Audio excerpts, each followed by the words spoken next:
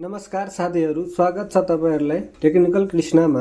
के तपाईलाई थाहा छ एउटै बत्तीलाई दुई फरक ठाउँबाट अन अफ कसरी गरिन्छ? जस्तै सिडीको तल र माथि वा कोठाको दुई कोठाबाट अन अफ कसरी गर्ने?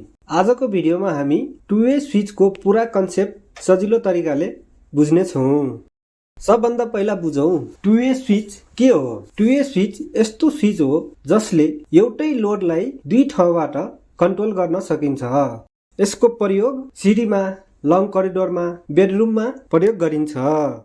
अब टु वे स्विच कसरी चिन्ने त? फ्रन्ट साइडमा हेर्दाखेरि सामान्य स्विच जस्तै देखिन्छ, तर ब्याक साइडमा हेर्दा तीनवटा टर्मिनल हुन्छ, जसमध्ये माथिको लाइन 1, बिचको कमन र सबभन्दा तलको लाइन 2 हुन्छ।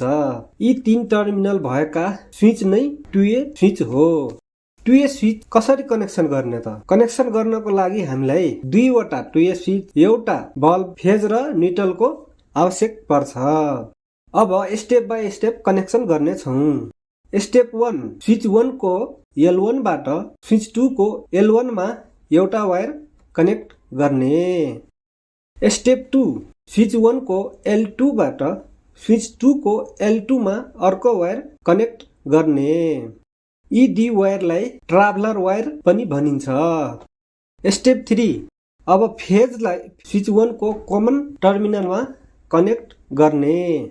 स्टेप 4, स्विच 2 को कमन टर्मिनलबाट बल्ब होल्डरको एउटा टर्मिनलमा कनेक्ट गर्ने। यति हामी गरिसकेपछि हाम्रो फेज वायरको कनेक्सन सकिन्छ। न्युट्रललाई सिधै बल्बको अर्को टर्मिनलमा कनेक्ट गर्ने। यति हामी गरिसकेपछि टु वे स्विचको कनेक्सन सकिन्छ।